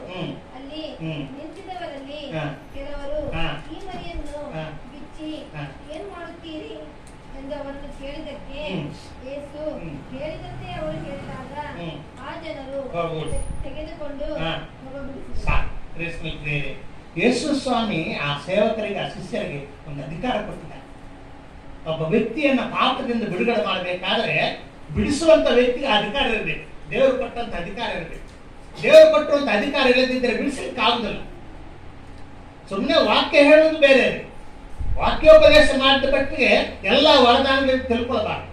ವಾಕ್ಯೋಪದೇಶ ಮಾಡುವುದು ಕೂಡ ಒಂದು ವರದಾನನೇ, ವಾಕ್ಯೋಪದೇಶ ಮಾಡುವುದು ಕೂಡ ಒಂದು ವರದಾನನೇ, ದೆವ್ವಗಳನ್ನು ಬಿಡಿಸುವುದು ಕೂಡ ಒಂದು ವರದಾನನೇ, ರೋಗಿಗಳನ್ನು ಗುಣಪಡಿಸುವುದು ಕೂಡ ಒಂದು ವರದಾನನೇ. ಒಂದೊಂದು ವರದಾನ ಬೇರೆ ಬೇರೆ ಬೇರೆ ಬೇರೆ ವರದಾನಗಳಿರ್ತದೆ. ಒಬ್ಬ ವ್ಯಕ್ತಿಯನ್ನು ಸೈತಾನನ ಬಂಧನದಿಂದ ಬಿಡುಗಡೆ ಮಾಡಬೇಕಾದ್ರೆ ಅವರಿಗೆ ದೇವರ ವರ ಕೊಟ್ಟಿರ್ಬೇಕು, ಬಿಡುಗಡೆ ಮಾಡುವಂತ ವರ ಕೊಟ್ಟಿರ್ಬೇಕು. ಎಲ್ಲದಿದ್ರೆ ಆಗುದಲ್ಲ. ಇಲ್ಲಿ ಯೇಸು ಸ್ವಾಮಿ ಇಬ್ಬರು ಶಿಷ್ಯರಿಗೆ ಅಧಿಕಾರ ಕೊಟ್ಟಿದೆ, ನೀವು ಹೋಗ್ಬೇಕು, ಏನಾದ್ರು ಯಾಕಾದ್ರೆ ಏನಾದ್ರು ನಿಮ್ಗೆ ಕಳೆದ್ರೆ ಈ ರೀತಿ ಹೇಳಿ ಅಂತ ಹೇಳಿಕೊಳ್ಳೆ. ಶಿಷ್ಯರು ಹೋಗಿದ್ದಾರೆ, ಅದನ್ನು ಬಿಚ್ಚಿದ್ದಾರೆ. ಯಾರು ಬಂದು ಕೇಳಿದ ಕೂಡಲೇ ಅವ್ರಿಗೆ ಉತ್ತರ ಕೊಟ್ಟಿದ್ದಾರೆ. ಯೇಸು ಬೇಕಂತ ಹೇಳಿಕೊಳ್ಳೆ ಅವ್ರು ಸುಮ್ಮನೆ. ಯೇಸು ಕ್ರಿಯರೇ ಎಷ್ಟೋ ವರದಾನಗಳು, ದೇವರು ಕೊಡುವಂತ ವರದಾನಗಳಿರುತ್ತೆ. ಎಲ್ಲಾ ವರದಾನಗಳು ಒಂದೇ ಅಲ್ಲ, ಬೇರೆ ಬೇರೆ ಬೇರೆ ಬೇರೆ ರೀತಿಯ 106 ವರದಾನಗಳಿವೆ. ಪ್ರಾಮುಖ್ಯವಾದಂತಹ ವರದಾನಗಳು 9 ವರದಾನಗಳು, ಪವಿತ್ರಾತ್ಮನ ವರದಾನಗಳು. ಕೃಪಾವರಗಳು ಬೇರೆ ಇವೆ, ತಲಾಂತಗಳು ಬೇರೆ ಇವೆ, ದೇವರು ಕೊಡುವಂತ ಶಕ್ತಿ ಬೇರೆ ಇದೆ. ಬೇರೆ ಬೇರೆ 106 ವರದಾನಗಳಿರುತ್ತೆ. ಅದಕ್ಕಾಗಿ ಎಲ್ಲರಿಗೆ ಒಂದೇ ರೀತಿ ವರದಾನಗಳು ಅಂತ ಇರ್ತಾವ ತಿಳ್ಕೊಳ್ಬೇಡ. ಒಬ್ಬೊಬ್ಬರಿಗೆ ಹಂಚಿಕೊಡ್ತಾರೆ ದೇವರು, ಯಾರನ್ನು ಕೊಡಬೇಕನ್ನೋದು ದೇವರು ಹಂಚಿಕೊಡ್ತಾರೆ. ದೇವರು ಅವ್ನಿಗೆ ಯಾಕಿಂತದ್ದು ಕೊಟ್ಟಿದ್ದಿ, ನನಗೆ ಯಾಕಿಂತದ್ದು ಕೊಟ್ಟಿದ್ದೆ ಅಂತ ನಾವು ಕೇಳಬಾರ್ದು. ನಮ್ಗೆ ಅಧಿಕಾರವಿಲ್ಲ. ನಾವು ತಲಾಂತಗಳ ಒಂದು ಉಪಮಾನಗಳ ನಾವು ನೋಡ್ತೇವೆ. ಒಬ್ಬರಿಗೆ 5 ತಲಾಂತಗಳನ್ನ, ಒಬ್ಬರಿಗೆ 2 ತಲಾಂತಗಳನ್ನ, ಒಬ್ಬರಿಗೆ 1 ತಲಾಂತನ ಆ ಯಜಮಾನ ಕೊಟ್ಟಿದ್ದಾರೆ. ಹೌದಲ್ಲ? ಅದು ದೇವರು ಇಷ್ಟ. ಅದು ಒಬ್ಬರಿಗೆ ಎಷ್ಟು ಕೊಡಬೇಕನ್ನೋದು ದೇವರು ತೂಕ ಮಾಡಿ ಕೊಡ್ತಾರೆ. ಯಾವನಿಷ್ಟು ನಂಬಿಗಸ್ತನಾಗಿದ್ದಾನು, ಯಾವನಿಷ್ಟು ನೀತಿಯಲ್ಲಿದ್ದಾನು, ಯಾವನಿಷ್ಟು ಭಕ್ತಿಯಲ್ಲಿದ್ದಾನು ಅವ್ನು ನೋಡಿ ತೂಕ ಮಾಡಿ ಕೊಡ್ತಾರೆ. ದೇವರನ್ನು ಕೇಳುವಂತ ಅಧಿಕಾರ ನಮಗಿಲ್ಲ. ದೇವರಿಗೆ 5 ವರದಾನಗಳನ್ನು ಕೊಟ್ಟಿದ್ಯಾ, ದೇವರು ನಮಗೆ 10 ವರದಾನ ಕೊಟ್ಟಿದ್ಯಾ, ದೇವರು ನಮ್ಗೆ ಒಂದೇ ಕೊಟ್ಟಿದೆ ಅಂತ ಹೇಳಿ ಕೇಳಲಿಕ್ಕೆ ನಮಗೆ ಅಧಿಕಾರವಿಲ್ಲ. ದೇವರು ಕೊಡುವಾಗಲೂ ಕೂಡ ತೂಕ ಮಾಡಿ ಕೊಡ್ತಾರೆ. ನಮ್ಮನ್ನು ನೋಡಿ, ನಮ್ಮನ್ನು ತೂಕ ಮಾಡಿ, ನಮ್ಮ ಭಕ್ತಿ, ನಮ್ಮ ನೀತಿ ಅದೆಲ್ಲ ತೂಕ ಮಾಡಿ ಕೊಡ್ತಾರೆ. ಅದಕ್ಕಾಗಿ ಯಾವುದೋ ಒಂದು ವರದಾನಗಳನ್ನು ಸೇವಕ ಕಂಡುಪಟ್ಟುಕೊಳ್ಳೆ ಎಲ್ಲರಿಗಿಂತ ಅವರಿಗೆ ದೊಡ್ಡವನ್ನು ತಿಳ್ಕೊಳ್ಬಾರ್ದು. ಸೇವಕರಲ್ಲಿ ಬೇರೆ ಬೇರೆ ವರದಾನಗಳಿದ್ದಾರೆ. 9 ವರದಾನಗಳಿದ್ದಂತ ಸೇವಕರು ಹೊಡಿದ್ದಾರೆ, ಎಷ್ಟೋ ಮಂದಿ ಪೂರ್ವಕರಿದ್ದಾರೆ. ಅದಕ್ಕಾಗಿ ಅವರಿಗೆ ಕೊಟ್ಟಿರುವಂತ ಅಭಿಷೇಕದಿಂದ ಅವ್ರ ಸೇವೆ ನಡೀತದೆ. ಅಭಿಷೇಕ ಇಲ್ಲದ ಸೇವೆ ನಡೆದಿಲ್ಲ. ಒಂದು ಚರ್ಚೆ ನಡಿಬೇಕಾದ್ರೆ, ಒಂದು ಚರ್ಚೆ ಕಂಟಿನ್ಯೂ ಆಗಿ ನಡಿಬೇಕಾದ್ರೆ ಅಲ್ಲಿ ಅಭಿಷೇಕಗಳಂತ ಸೇವಕರು ಇರಬೇಕು. ಅಭಿಷೇಕವಿಲ್ಲದಂತ ಸೇವಕರು ಇಲ್ಲದಿದ್ರೆ ಆ ಚರ್ಚೆ ಮುಚ್ಚಲ್ಪಡ್ತದೆ, ಬೀಗ ಹಾಕ್ಬಿಡ್ತಾರೆ. ಚರ್ಚೆಗೆ ಬೀಗ ಹಾಕ್ತಾರೆ. ಈಗ ನಾವು ಅರಸರ ಬಂದದನ್ನು ನೋಡಿದ್ದೇವೆ.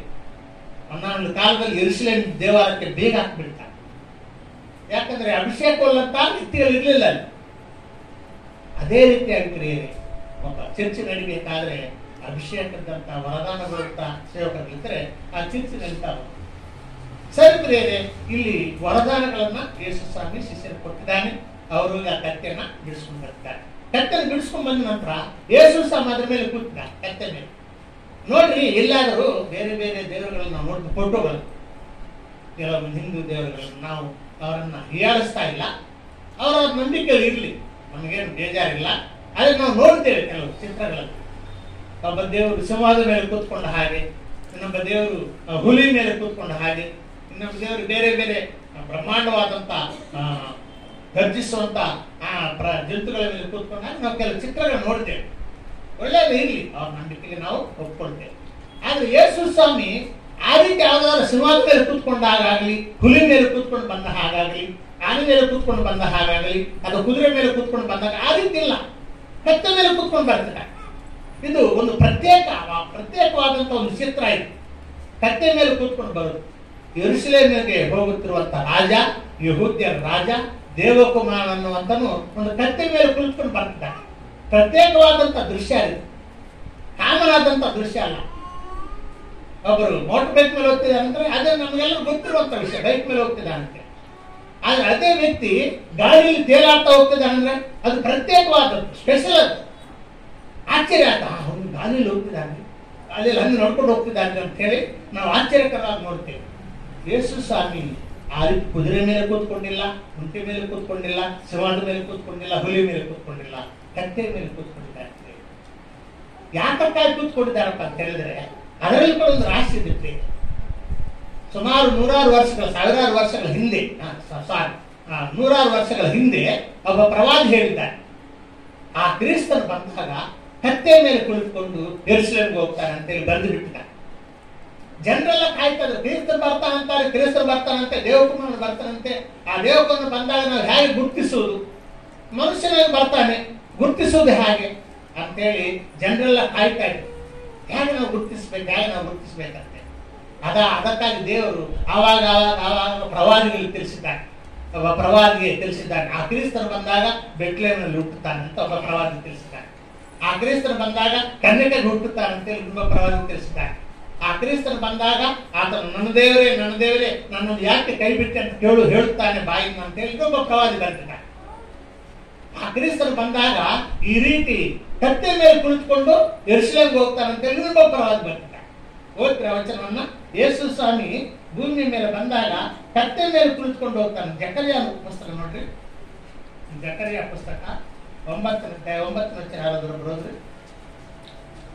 ಜಕರ್ಯ ಪುಸ್ತಕ 9. ಸಿಯೋನಗರಿಯೇ ಬಹು ಸಂತೋಷಪಡು, ಯೆರೂಸಲೇಮ್ ಪುರಿಯೇ ಹರ್ಷಧ್ವನಿಗೈ, ನೋಡು ನಿನ್ನ ಅರಸು ನಿನ್ನ ಬಳಿಗೆ ಬರುತ್ತಾನೆ, ಆತನು ನ್ಯಾಯವಂತನು, ಸುರಕ್ಷಿತನು, ಶಾಂತ ಗುಣವುಳ್ಳವನಾಗಿಯೂ ಕತ್ತೆಯನ್ನು ಹೌದು ಪ್ರಾಯದ ಕತ್ತಿಮರಿಯನ್ನು ಹತ್ತಿದವನಾಗಿಯೂ ಬರುತ್ತಾನೆ. ಯೆರೂಸಲೇಮೇ ಸಿಯೋನ್ ನಗರಿ ಅಂದ್ರೆ ಯೆರೂಸಲೇಮಿಗೆ ಇನ್ನೊಂದು ಹೆಸರು. ಸಿಯೋನ್ ನಗರಿ ಅನ್ನೋದು ಯೆರೂಸಲೇಮ್ ಹೆಸರು. ಸಿಯೋನ್ ನಗರಿ, ನಿನ್ನ ಅರಸನು ನಿನ್ನ ಬಳಿಗೆ ಬರುತ್ತಾನೆ. ನಿನ್ನ ಅರಸು ಅಂತ ಬರ್ತಿದೆ ಅಂದ್ರೆ ಒಂದೊಂದು ಕಾಲದಲ್ಲಿ ಆ ಯೆರೂಸಲೇಮನ್ನು ಪರಿಪಾಲನೆ ಮಾಡಿದ್ದಾನೆ. ಯೆರೂಸಲೇಮನ್ನ ಆತ ರಾಜನಾಗಿ ಪರಿಪಾಲನೆ ಮಾಡಿದ್ದಾನೆ. ನಿನ್ನ ಅರಸು ನಿನ್ನ ಬಳಿಗೆ ಬರುತ್ತಾನೆ. ಹೇಗೆ ಬರುತ್ತಾನಪ್ಪ ಅಂತ ಹೇಳಿದ್ರೆ ಕತ್ತೆ ಮೇಲೆ ಕುಳಿತುಕೊಂಡು ಬರುತ್ತಾನೆ ಅಂತ. ಇದು ಕೆಲವು ಗುರುತುಗಳು. ಕ್ರಿಸ್ತನ ಭೂಮಿ ಮೇಲೆ ಬಂದಾಗ ಈ ರೀತಿ ಆಗ್ತಾಳೆ ಅಂತೇಳಿ ಕೆಲವು ಗುರುತುಗಳ ಪ್ರವಾದಿಗಳು ತೋರಿಸ್ಕೊಡ್ತಾರೆ. ಅದಕ್ಕಾಗಿ ಆ ಪ್ರವಚನ ಈಡೇರುವುದಕ್ಕಾಗಿ, ಆ ಶಾಸ್ತ್ರದ ಮಾತು ಈಡೇರುವುದಕ್ಕಾಗಿ ಯೇಸು ಸ್ವಾಮಿ ಕತ್ತೆ ಮೇಲೆ ಕುಳಿತುಕೊಂಡು ಯೆರೂಸಲೇಮಿಗೆ ಹೋಗ್ತಾ ಇದ್ದಾರೆ. ಯೆರೂಸಲೇಮಿಗೆ ಹೋಗುತ್ತಿರುವಾಗ ಈ ಶಿಷ್ಯರೆಲ್ಲರೂ, ಆತ ನಂಬಿದವರೆಲ್ಲರೂ ಜೈ ಜೈಕಾರ ಹಾಕ್ತಾರೆ, ಮೆರವಣಿಗೆ ಮಾಡ್ತಾರೆ. ಕೆಲವೊಂದು ತಮ್ಮ ಬಟ್ಟೆಗಳನ್ನು ತಂದು ಆ ದಾರಿಯಲ್ಲಿ ಹಾಸುತ್ತಾರೆ. ಆ ಬಟ್ಟೆ ಮೇಲೆ ಹಾರಿಕೊಂಡು ಹೋಗ್ತದೆ ಕತ್ತೆ. ಕೆಲವೊಂದು ಕೊಂಬೆಗಳನ್ನು ತಂದು ಆ ದಾರಿಯಲ್ಲಿ ಹಾಸುತ್ತಾರೆ. ಈ ಕತ್ತೆ ಅದರ ಮೇಲೆ ಹೋಗ್ತಾ ಇರ್ತದೆ. ಆ ಕತ್ತೆ ಮೇಲೆ ಬಟ್ಟೆಗಳನ್ನು ಹಾಸಿದ್ರೆ ಆ ಬಟ್ಟೆಗಳ ಮೇಲೆ ಯೇಸುವನ್ನು ಕೂತ್ಕೊಳ್ತಾರೆ. ನೋಡ್ಬಿಟ್ರೇನೆ ಈ ಕತ್ತೆ ಒಂದು ಗೌರವ ಹೆಚ್ಚಾಗಿ ಅಲ್ಲಿ ಕಟ್ಟಲ್ಪಟ್ಟಿದ್ದಾಗ ಆ ಕತ್ತೆಗೆ ಏನಾದ್ರು ಗೌರವ ಇತ್ರಿ? ಏನು ಗೌರವ ಇಲ್ಲ. ಕಟ್ಟಲ್ಪಟ್ಟಿದ್ದಾಗ ಅದು ಕಟ್ಟಲ್ಪಟ್ಟೆ ಇತ್ತು. ಈಗ ಬಿಚ್ಕೊಂಡ್ ಬಂದಾಗ ಯೇಸು ಸ್ವಾಮಿ ಕೂತ್ಕೊಂಡಾಗ ಜನರೆಲ್ಲ ಕೂಡಿ ಬಂದಿದ್ದಾರೆ, ಜೈ ಜೈ ಹಾಳಾಗ್ತಿದ್ದಾರೆ, ಯೇಸು ಸ್ವಾಮಿ ಮೆರವಣಿಗೆ ಮಾಡ್ತಿದ್ದಾರೆ. ಈಗ ಕತ್ತೆ ನೆಲದ ಮೇಲೆ ನಡೀತಾರಲ್ರಿ, ಬಟ್ಟೆಗಳ ಮೇಲೆ ನಡೀತಾ ಇದೆ. ಆ ಕತ್ತೆ ಕಾಲಿಗೆ ಧೂಳಿ ಆಗ್ತಾ ಇಲ್ಲ, ಮಣ್ಣು ತಾಗ್ತಾ ಇಲ್ಲ, ಯಾಕಂದ್ರೆ ಬಟ್ಟೆ ಮೇಲೆ ನಡೀತಾ ಇದೆ. ಒಂದು ಗೌರವ ಬಂದುಬಿಟ್ಟಿದೆ ಕತ್ತೆಗೆ. ದೇವಕುಮಾರನು ಜಗತ್ತನ್ನೆಲ್ಲ ಉಂಟು ಮಾಡಿದ ಆತನು ಅದರ ಮೇಲೆ ಕೂತಿದ್ದಾನೆ. ನೂರಾರು ಮಂದಿ ಆ ಕತ್ತೆ ಸುತ್ತಮುತ್ತಲು ಬಂದು ಕೂಗ್ತಾ ಇದ್ದಾರೆ, ಹಾಡಾಡ್ತಾ ಇದ್ದಾರೆ, ಮೆರವಣಿಗೆ ಮಾಡುತ್ತಾ ಯೆರೂಸಲೇಮಿಗೆ ಯೇಸುವನ್ನು ಕರ್ಕೊಂಡು ಬಂದ ಹೋಗ್ತಾಗ್ತೀನಿ. ಆ ಕತ್ತೆ ಒಂದು ಗೌರವ, ಒಂದು ಮಾನ, ಒಂದು ಮರ್ಯಾದೆ ಹೆಚ್ಚಾಗಿರುತ್ತೆ. ಅದೇ ಯೇಸು ಸ್ವಾಮಿ ಅದ್ರ ಮೇಲೆ ಕೂತಿಲ್ಲ ಅಂದ್ರೆ ಯಾರು ಬರ್ತಾರೆ ಈ ಕತ್ತೆ ಬೆಲೆಗೆ? ಯಾರು ಬರುದಿಲ್ಲ. ಯೇಸು ಸ್ವಾಮಿ ಕೂತಿದ್ದಾನೆ ಅಂತ ಹೇಳಿ ಎಲ್ಲ ಜನರು ಬಂದು ಬಿಟ್ಟಿದ್ದಾರೆ. ರೆಂಬೆಗಳನ್ನ ಗರಕನ್ನ ಕೈಯಲ್ಲಿ ಇಟ್ಕೊಂಡು ಯೇಸು ಸ್ವಾಮಿ ಮೆರವಣಿಗೆ ಮಾಡುತ್ತಾ ಯೆರೂಸಲೇಮಿಗೆ ಹೋಗ್ತಾ ಇರ್ತೀನಿ. ಆ ಕತ್ತೆ ಕೂಡ ಒಂದು ಮಾನ ಮರ್ಯಾದೆ. ಈ ಭೂಲೋಕದಲ್ಲಿದ್ದಂತ ಪಾಪದಲ್ಲಿ ಬಿದ್ದಿರುವಂತ ಪ್ರತಿಯೊಬ್ಬ ಮನುಷ್ಯನು ಆ ಕತ್ತೆಗೆ ಸಮಾನವಾಗಿದ್ದಾರೆ. ದೇವರು ಮನಸ್ಸು ಮಾಡಿದಾಗ ಅದಕ್ಕೆ ಬಿಡುಗಡೆ ಆಗ್ತದೆ. ದೇವರು ಮನಸ್ಸು ಮಾಡದಿದ್ರೆ ಆ ಕತ್ತೆಗೆ ಬಿಡುಗಡೆ ಆಗೋದಿಲ್ಲ. ಅಂತ ಕಟ್ಟಲ್ಪಟ್ಟಿರುವಂತ ಕತ್ತೆಗಳು ಎಷ್ಟೋ ಇರ್ಬೋದು ಆ ಬೆತ್ತಗಿದೆ, ಆ ಊರಲ್ಲಿ ಎಷ್ಟೋ ಕತ್ತೆಗಳು ಇರ್ಬೋದು. ಎಲ್ಲವನ್ನ ಬಿಡಿಸಲಿ ಎಸ್ಸಾಗ ಇಂಥ ಮನೆ ಕಡೆ ಹೋಗ್ರಿ, ಇಂಥ ಮನೆಯಿಂದ ಕಟ್ಟಲ್ಪಟ್ಟಿದೆ ಅಂತ ಕತ್ತೆ ಬಿಡಿಸ್ಕೊಂಡು ಬರೋದಕ್ಕೆ ಹೇಳಿದ್ದಾರೆ. ಈ ಭೂಲೋಕದಲ್ಲಿದ್ದಂತ ಮನುಷ್ಯರಲ್ಲಿ ಪ್ರೇರೆ ಎಲ್ಲರೂ ರಕ್ಷಣೆ ಹೊಂದಿದೊಳ್ರಿ. ನಾವೆಷ್ಟೇ ಪ್ರಯಾಸಪಟ್ಟು ಎಷ್ಟೇ ಕಷ್ಟಪಟ್ಟು ಕೂಡ ಎಲ್ಲರಿಗೂ ರಕ್ಷಣೆ ಆಗುದಿಲ್ಲ. ಯಾರನ್ನು ದೇವರು ಆರಿಸಿಕೊಂಡಿದ್ದಾನೋ, ಯಾರನ್ನು ದೇವರು ನನ್ನ ಜನಾಂಗ ನನ್ನ ಜನರಂತೆ ಆರಿಸಿಕೊಂಡಿದ್ದಾನೋ ಅವರಿಗೆ ಮಾತ್ರ ಅದು ಬಿಡುಗಡೆ, ಅವ್ರಿಗೆ ಮಾತ್ರ ರಕ್ಷಣೆ, ಎಲ್ಲರಿಗೂ ಆಗುದಿಲ್ಲ. ಅದಕ್ಕಾಗಿ ನಾವು ಕೆಲವು ಬಾರಿ ಬೇಜಾರು ಪಡ್ತೇವೆ. ಅಯ್ಯೋ ಇಂಥ ವ್ಯಕ್ತಿ ದಾರಿ ತಪ್ಪಿದಾನಲ್ಲ, ಇಂಥ ವ್ಯಕ್ತಿ ದಾರಿ ತಪ್ಪಿ ಪಾಪದಲ್ಲಿ ಬಿದ್ದೋಗಿದ್ದಾನೆ ಅಂತೇಳಿ ಬೇಜಾರು ಪಡ್ತೇವೆ. ಪ್ರಿಯರೇ, ದೇವರು ಆರಿಸಿಕೊಂಡಿದ್ದವನಾಗಿದ್ದರೆ ಖಂಡಿತವಾಗಿ ಅವನಿದ್ದು ಬರ್ತಾನೆ. ಪಾಪದಲ್ಲಿ ಬಿದ್ದರೂ ಕೂಡ ಖಂಡಿತವಾಗಿ ಬರ್ತಾನೆ. ಒಂದು ವೇಳೆ ದೇವರು ಆರಿಸ್ಕೊಳ್ಳೋದಿದ್ರೆ ಅವನು ಏನು ನಾಮಕಾರ್ಥವಾಗಿ ಬೈಬಲ್ ಹಿಡ್ಕೊಂಡು ಕೈಯಲ್ಲಿ ಹಿಡ್ಕೊಂಡು ಚರ್ಚೆಗೆ ಬರ್ತಾ ಇದ್ರೆ ನಾವು ಎಷ್ಟು ಪ್ರಯತ್ನ ಮಾಡಿದ್ರು ಕೂಡ, ನಾವೆಷ್ಟು ಪ್ರಾರ್ಥನೆ ಮಾಡಿದ್ರು ಕೂಡ ಅವ್ರು ಬರೋದಲ್ಲ, ಅವ್ರು ಬಿದ್ದು ದೇವರು ಆರಿಸ್ಕೊಂಡೇ.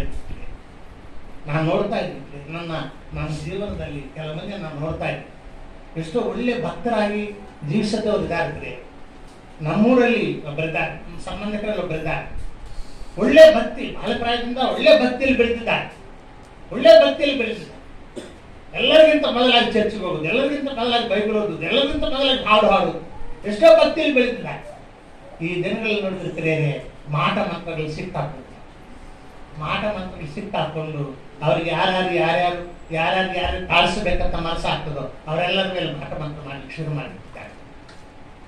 ಪ್ರಿಯರೇ, ನಾವು ಬಿತ್ತಿದ್ದಂತ ಪ್ರತಿಯೊಂದು ಬೀಜ ಮೊಳಕೆ ಹಾಕೋದಿಲ್ಲ. ಒಂದು ವೇಳೆ ಮೊಳಕೆ ಹಾಕಿದ್ರು ಕೂಡ, ಮೊಳಕೆ ಹಾಕಿದ ನಂತರ ಕೂಡ ಕೆಲವು ಒಣಗೋಗುವಂತ ಇರ್ತಾರೆ. ಮೊಳಕೆ ಹಾಕಿದ್ರು ಕೂಡ ಒಣಗೋಗುವಂತ ಬೀಜಗಳು ಇರ್ತಾರೆ. ಲಾಸ್ಟ್ಗೆ ಬೆಳೆದು ಹಣ್ಣು ಕೊಡುದು ಸ್ವಲ್ಪ ಮಟ್ಟಿಗೆ ಮಾತ್ರ ದೊಡ್ಡವಾಗಿ ಬೆಳೆದು ಹಣ್ಣು ಕೊಡ್ತಾರೆ. ಅದೇ ರೀತಿ ಕೂಡ ಪ್ರಿಯರೇ, ಯೇಸು ಸ್ವಾಮಿ ನಂಬಿದ್ದಂತ ಎಷ್ಟೋ ಮಂದಿ ಪ್ರಿಯರೇ ನಂಬಿದ ನಂತರ ಎಷ್ಟೋ ಮಂದಿ ದಾರಿ ತಪ್ಪುವುದಿದ್ದಾರೆ. ನಿಜವಾಗಿ ದೇವರು ಆರಿಸಿಕೊಂಡಿದ್ದವರಾಗಿದ್ರೆ ಲಾಸ್ಟ್ ತನಕ ನಿಲ್ತಾರೆ, ಕೊನೆ ಗಳಿಗೆವರೆಗೂ ನಿಲ್ತಾರೆ. ದೇವರು ಆರಿಸಿಕೊಂಡಿದ್ದವರಾಗಿದ್ರೆ ಲಾಸ್ಟ್ ಗಳಿಗೆಲ್ಕೊಂಡು ನಿಲ್ತಾರೆ, ಪರಲೋಕ ರಾಜ್ಯಕ್ಕೆ ಹೋಗ್ತಾರೆ. ಆದ್ರೆ ಪ್ರಿಯರೇ, ದೇವರು ಆರಿಸ್ಕೊಳ್ಳೋದಿದ್ರೆ ಮಧ್ಯದಲ್ಲಿ ಬಿದ್ದು ಹೋಗ್ತಾರೆ. ಅದಕ್ಕಾಗಿ ಮಧ್ಯಾಹ್ನದ ವೇಳೆಯಲ್ಲಿ ಈ ಪಾಠದಲ್ಲಿ, ಈ ವಿಷಯದಲ್ಲಿ ಅನೇಕ ಆಧ್ಯಾತ್ಮಿಕವಾದಂಥ ವಿಷಯಗಳಿರುತ್ತೇವೆ. ದೇವರು ನಮ್ಮನ್ನು ಆರಿಸಿಕೊಂಡಿದ್ದಾನೆ. ನಮ್ಮ ಜೀವಮಾನವನ್ನು ಭಕ್ತಿಯಲ್ಲಿ ನಾವು ಸಾಗಿಸಿಕೊಂಡು ಹೋಗುತ್ತೇವೆ. ಇನ್ನು ಎಷ್ಟೋ ದಿನ ನಾವು ಭೂಲೋಕದಲ್ಲಿ ಇರಬೇಕಾಗ್ತದೆ, ಎಷ್ಟೋ ವರ್ಷಗಳು ಕಲಿಬೇಕಾಗ್ತದೆ. ನಮ್ಮ ಭಕ್ತಿ ಜೀವನವನ್ನು ಯಾವಾಗ ಕೂಡ ತಾಸ್ಕಾರ ಮಾಡಬಾರ್ದು.